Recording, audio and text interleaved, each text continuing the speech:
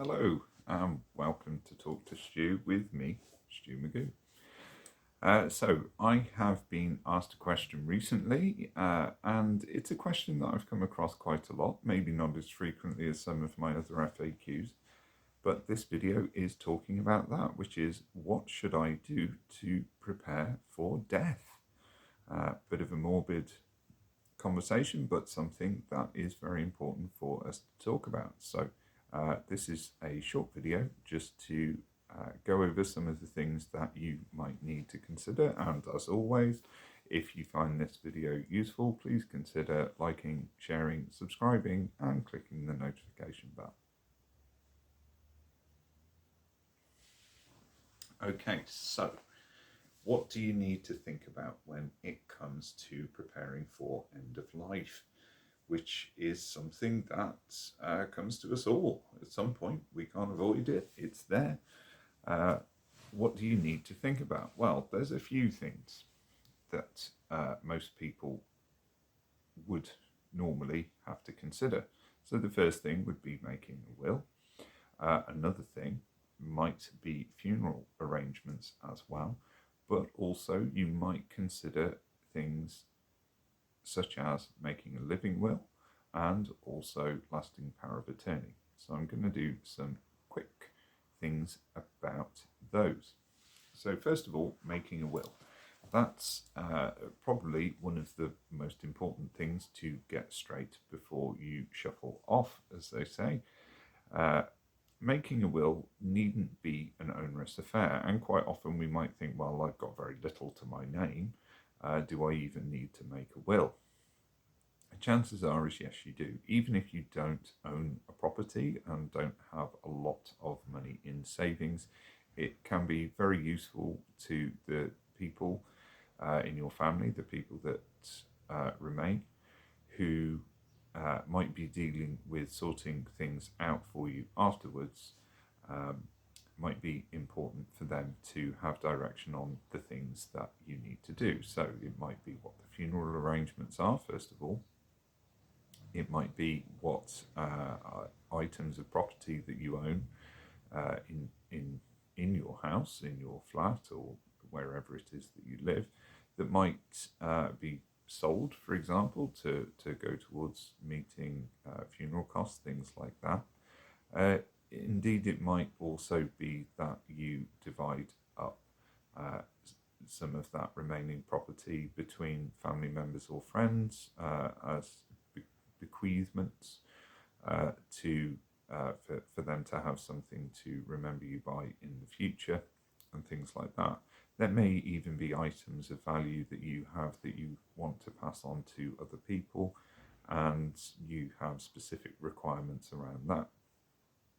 A lot of people also have pets, and it might be that you need to specify what happens if you have any surviving pets, as to where they go, who's going to look after them, are they going to a rescue centre, are they going to a family member, and those kind of considerations as well. Although it's not always the case that people have family and friends who would be dealing with things like that, it's certainly helpful for any interested parties, which could be government organisations, for example, might be a local authority, to know what your wishes are in those areas, for example. So obviously, if you then are in a position where you do have savings or capital, and indeed you own property, then certainly it will be important to define how that is divided up also. For a lot of people, it might be that we end up in a position where we have to go into care.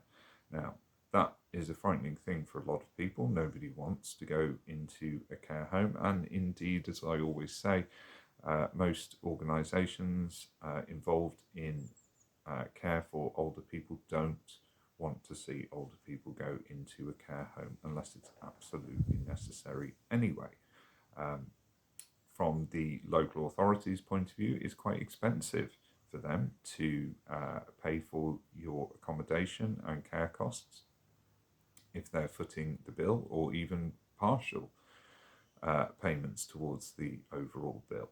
So that's something that they want to avoid until it's absolutely necessary. For some people that are on end of life or palliative care that need medical interventions to help them towards the end of life, to make sure that they're comfortable and so on, it may well be that they are receiving NHS continuing healthcare. And again, the NHS don't want to be paying for that unless it's absolutely necessary.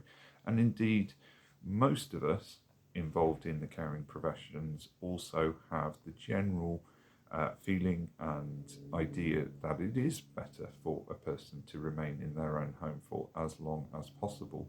And indeed, it's better to try and keep them as independent as possible. So for a lot of people who do need extra support and care, it might be that they have carers coming in multiple times during the day, things like that.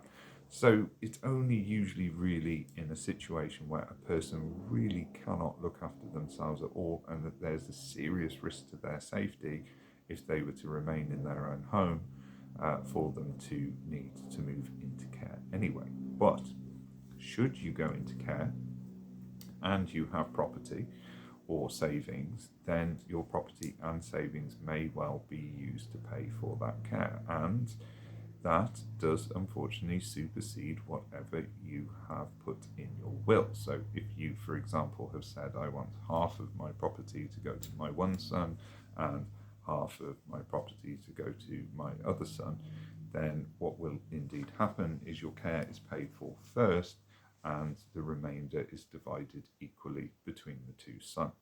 So that's a rough idea of how it works. Now, a lot of people will try and circumvent this kind of thing by putting property or capital into trusts and things like that to try and get around these rules. Generally speaking, that doesn't work because certainly within a certain time frame, if that's done, a person could be accused of deprivation of assets. Obviously, most people will want to pass something on to their family members, and that's perfectly understandable and perfectly reasonable. But also, those costs need to be met. That is the way things work in the UK. So the local authority, if they are put in a position of having to pay for care, will do everything in their power to make sure they have the funds available to them. And what you don't want is for your family members who are supporting you to be put in a position where they have to pay for it at detriment to their own finances. So yeah, this is something to give careful consideration to. But it is important, as I say, to think about that when you're making your will. How do you go about making a will? Well, you can approach a solicitor. There are a lot of different will services out there, and writing a will these days through those kind of services tends to be a lot more affordable than it used to be. The average cost for having a will prepared for you is between £75 and £150 with most services, as long as there aren't extra things that need to go into the will that might not usually go into a will. Generally speaking, most solicitors use a sort of template and talk you through the process, telling you exactly what can go into a will and what can't, what stipulations you can make and what you can't, and so on. And they'll walk you through that process. And for them, it's a fairly simple thing. The real important legal side of it is where it comes to having the will witnessed. So that is something that they will talk you through also. They will also talk you through where the will needs to be kept and who needs to know about it and all that sort of thing as well. So they are usually good places to start. However, it might be that you have a health condition or disability that entitles you to support from organisations, usually charities, that are specifically set up to support people with that particular type of condition. So it might be Macmillan, for example, or Age UK, or a sight loss charity, something like that. It could be Alzheimer's Society, any of these kind of organisations, and quite often these organisations will provide people with a free will writing service. The Strokes Association for a good long while was offering this service and may still be. I worked for them a while ago, and it was definitely on offer at the time, and it was even available to staff members as well, which was quite good. I did reprimand myself for not taking them up on that offer. I really should have at the time. It would have saved a lot of bother. So it's worth checking out for certain, because it may well be that you're entitled to support at no cost to you with having the will prepared and written out for you, with just you and your witnesses needing to sign it, which is really good. So do look out for those kind of things.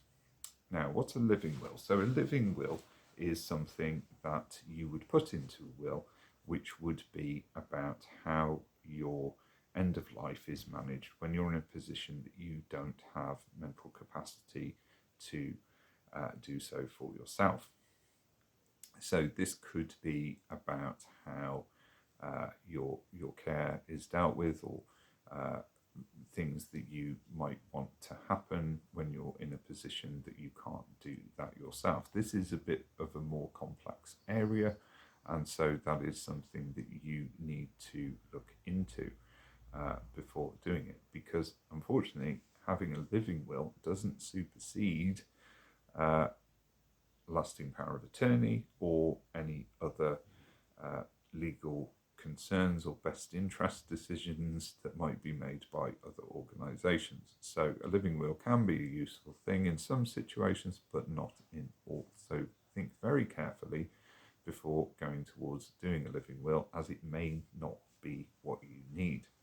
Now, I have done a video on lasting power of attorney, and I do recommend you watch that, but just a quick overview. Lasting power of attorney is legal permission for somebody who you nominate as your attorney to act on your behalf if you are in a position where you lose mental capacity. It might be that towards the end of life you've developed some sort of condition that renders you incapable of making decisions for yourself, either to do with your health and well-being or to do with your finances. So it would be useful in that situation if you had somebody who is a trusted person who would act in your best interests and act in the way that you would choose to act for yourself normally in terms of decision making when it comes to things like end-of-life care, and indeed what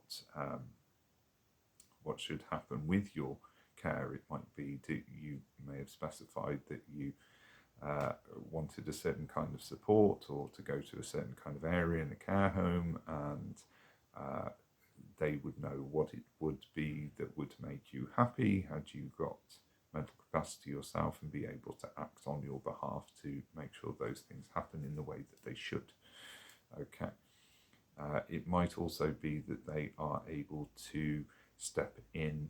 For example, one of the things that I like to sort of say to people is a person might have developed dementia and got to the point where they no longer have mental capacity to make their own decisions, and then it's noticed that they have cancer. Now, if that person doesn't have anybody speaking for them, it may well be that the medical professionals involved in that person's care are put in a position where they have to administer treatment for the cancer, which may affect the quality of life of that patient. Now, it may be that they don't do that because they're able to make a best interest decision, but it would depend on the circumstances. However, an attorney, a family member, for example, who knows you very well and knows that actually in this situation you wouldn't want to go through that, they can step in and use that document to say, no, we don't want this person to have that treatment at this time.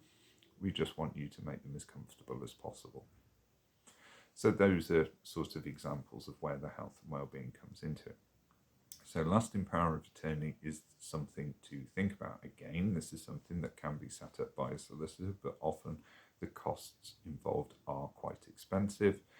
for doing this. And again, there are a lot of organisations around, usually charities, that may be able to support you with doing that at very little cost. Or if you watch my video, you can find out more information as well about how you can do that yourself. I will put a link to that video at the end of this one. So those are the sort of legal considerations that you might have. The other thing that you need to consider is funeral arrangements as well. Now, a lot of people, when they hit retirement age and they've got a little bit of time on their hands, or anybody who's off sick for a couple of days from work and thinks to themselves, oh, you know what, I haven't watched a Poirot in a while. I can see there's one on ITV3. I'll pop it on, and you'll be bombarded with advertisements telling you to set up a funeral plan or set up for an insurance payout that will cover funeral costs and things like that. And you'll sort of think, well, this is very morbid. But yeah, that's what has to be considered. What is the best option for you? Now, I'm not here to give you financial advice at all, but what I can say is that funeral plans are one of the most secure financial products that are available. Again, there is always an element of risk with the majority of financial products, but funeral plans tend to be very secure. So if you're told you will get X amount of money out of the plan at the end that will pay for your funeral and cover costs up to a certain amount, then that is pretty much what will happen. Okay, so they can be quite useful in that way. Cash plan payouts, however, differ slightly, is that there's usually a fixed amount of money that's given out. Now, how this differs from a funeral plan is the cost of a funeral may go up. So the funeral plan will meet the cost of the funeral. So if inflation increases the cost of your funeral by a bit, then whatever type of funeral you've selected to have as part of your plan, that will be covered. However, with a cash plan payout, an over 50s plan, or whatever they call them, they may say, well, we'll give you £5,000. Well, that's fine if the cost of your funeral is less than £5,000. But if it's more than that, then it may be that your estate or other people have to pick up the remainder of the bill. So that is something to bear in mind. But the important thing with any financial product is make sure you get proper financial advice before committing to any financial product. Now, when it comes to assessments, generally speaking, around care provision, and what savings are counted towards care provision, there is always a certain amount of savings that is ignored. And the reason for ignoring this amount of savings is primarily so that people can keep some money to pay for their funeral. So currently that amount sits at around £7,000 in most local authorities for most care assessments, where £7,000 will remain untouched by anybody who's normally rubbing their hands together to try and get their hands on your money. That will be left alone so that you will be able to meet those costs if needs be. So there we go. That's as short as I can make it on later life planning. There are a lot of organisations out there that can support with that. If you're over 55, then certainly Age UK, who I talk about a lot, are quite well placed on their helpline or, you know, in any local branch office to give you information on that. And indeed on their website there are a lot of downloadable PDF documents, that fact sheets, which will tell you about all the things that you need to know on making a will or funeral plans or living wills, lasting power of attorney, all those kind of things. So I'll again pop some links in the description below, so do have a look at those if you want to find out any further information. Hope that was all helpful to you. If you did think it was helpful, as I say, click like, share and subscribe, and of course click the notification bell if you want to be notified of upcoming videos and indeed when I go live to do my live Q&A shows, which is usually the first Tuesday of the month, though with the proviso that sometimes I might not be well because I've got disabilities myself and health problems myself, so I might not be available, but generally speaking, we aim for the first Tuesday of the month at the moment. So, thank you for watching, and hope to see you all again in the future. Take care.